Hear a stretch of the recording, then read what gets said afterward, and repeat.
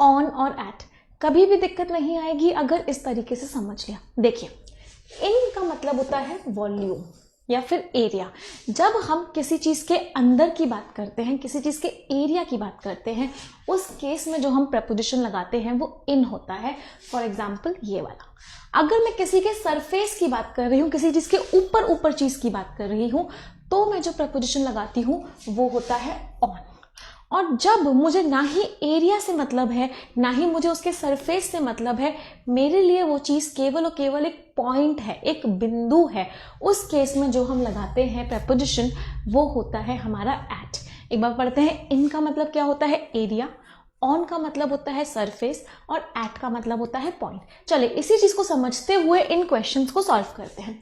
पहला क्वेश्चन जो आपके सामने लिखा हुआ है वो लिखा हुआ है he is sitting dash a chair. जल्दी से बताइए, इन आएगा, ऑन आएगा या फिर एट आएगा। चलिए ध्यान से देखते हैं हम किस चीज की बात कर रहे हैं। अगर मैं एक नॉर्मल चेयर आप लोगों के सामने बनाती हूं, ये हमारी एक नॉर्मल चेयर है जो मैंने बनाई।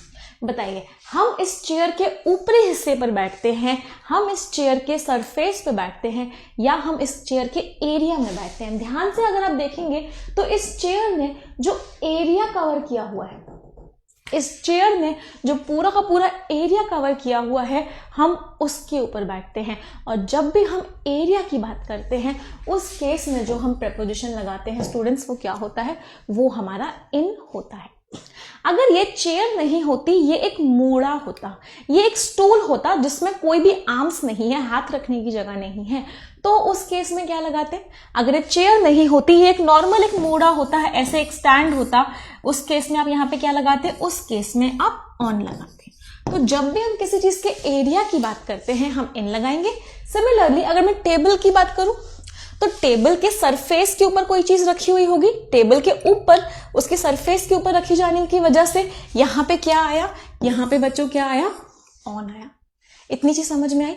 तीसरी बात, जब मैं रिसेप्शन डेस्क की बात कर रही हूं, मेरे दोस्त ने मुझसे पूछा आप मुझे कहां पर मिलोगे, मैंने उसको बताया कि मैं रिसेप्शन डेस्क पर मिलूंगी। उसे फर्क नहीं है कि मैं रिसेप्शन डेस्क के एरिया में हूं या मैं रिसेप्शन डेस्क के सरफेस पे हूं, उसके लिए जो वो डेस्क है, क्या मैं कह सकती हूं एक पॉइंट है, एक पॉइंट है जहां पर मैं उसे मिलने वाली हूं।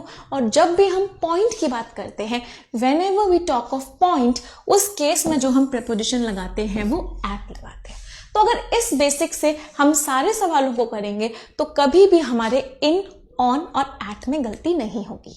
चलिए अब एक बहुत इंपॉर्टेंट चीज को समझते हैं, एक थोड़ा सा लॉजिकल चीज समझाती हूं जिससे आपकी अगली वाली जो जिससे आपका जो अगला पार्ट है वो एकदम सॉल्व हो जाएगा। देखिए, क्या मैं कह सकती हूँ, ये सब चीजें हम मैथ्स में भी पढ़ते हैं कि जो एरिया है वो सबसे बड़ा है, एरिया सबसे बड़ा है, उससे छोटा सरफेस है और उससे छोटा पॉइंट है।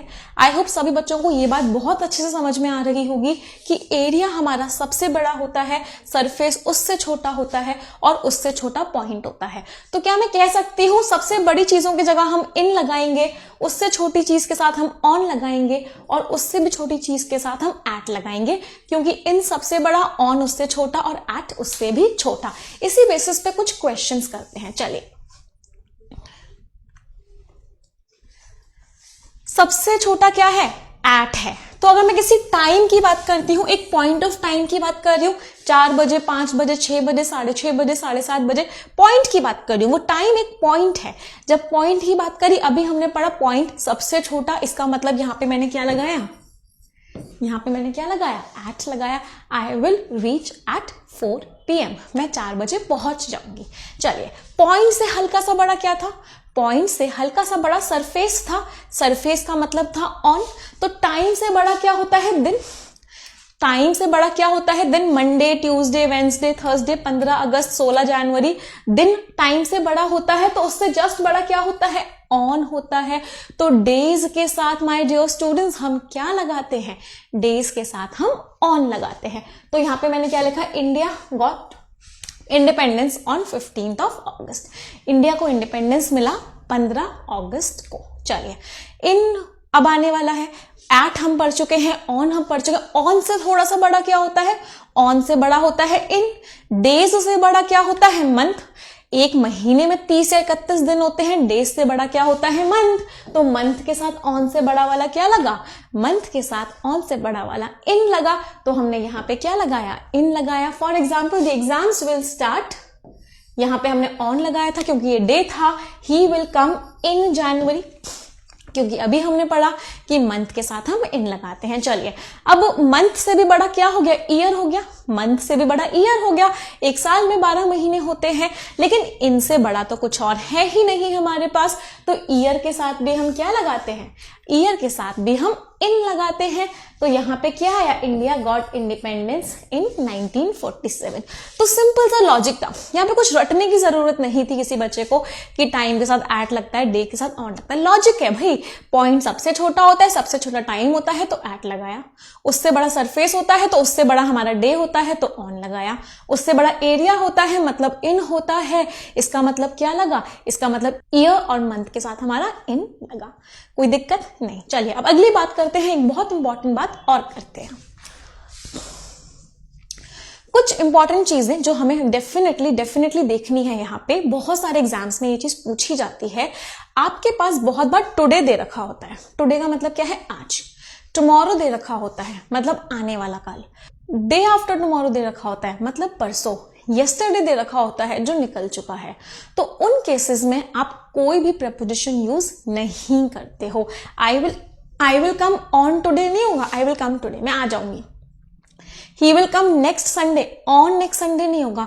तो today, tomorrow, yesterday, day after tomorrow, next Sunday, coming Sunday, इन सभी के साथ कोई भी प्रपोजिशन यूज नहीं होता। मतलब ना ही इन यूज होगा, ना ही ऑन यूज होगा और ना ही एट यूज होगा। We will use no preposition with them. इनके साथ कोई भी प्रपोजिशन यूज नहीं होगा। इसीलिए I will come on next Sunday हमारा गलत है, क्योंकि नेक्स्ट संडे के साथ कोई भी प्रपोजिशन यूज नहीं होता है। हमें क्या लिखना होता है? आई विल कम नेक्स्ट संडे, मैं अगले संडे आऊंगी। चले, इतना समझ गए हैं? अगर इतना समझ गए हैं तो मुझे अगले वाले क्वेश्चन का आंसर आप फट से दे देंगे, डेफिनेटली दे देंगे। अगर मैंने लिखा I live dash Kailash dash Delhi, I live dash, मैंने क्या सेंटेंस लिखा आप लोगों के सामने? I live dash Kailash dash Delhi. आपके पास ऑप्शंस हैं 4। पहला ऑप्शन है इन और एट, दूसरा ऑप्शन है एट और इन, तीसरा ऑप्शन है एट और at, fourth option is in and in. आपके पास ए, बी, सी और डी 4 ऑप्शंस हैं। सभी लोग मुझे बताएंगे कमेंट करके कि इस वाले क्वेश्चन का क्या आंसर होगा। याद रखिएगा, एट छोटी जगहों के लिए यूज होता है, इन बड़ी जगहों के लिए यूज होता है, क्योंकि अभी हमने पढ़ा है एट छोटा होता है, पॉइंट छोटा होता है, इन एरिया बड़ा होता है। तो मैं कह सकती हूँ कैलाश छोटा है, दिल्ली बड़ा है। कैलाश एक एरिया का नाम है दिल्ली के अंदर, कैलाश छोटा है, दिल्ली बड़ा है। छोटा है इसका मतलब क्या है? एट आएगा। दिल्ली है, बड़ा है, इसका मतलब क्या आएगा? इन आएगा। तो डाउट्स ऐसे ही सॉल्व होंगे अगर हम बिल्कुल बेसिक से चीजों को पढ़ेंगे। मुझे रटने की कोई जरूरत नहीं, मैं बस देखूंगी छोटी जगह कौन सी है, बड़ी जगह कौन सी है। छोटी जगह होगी तो एट लगा दूंगी, बड़ी जगह होगी तो इन लगा दूंगी। Thank you.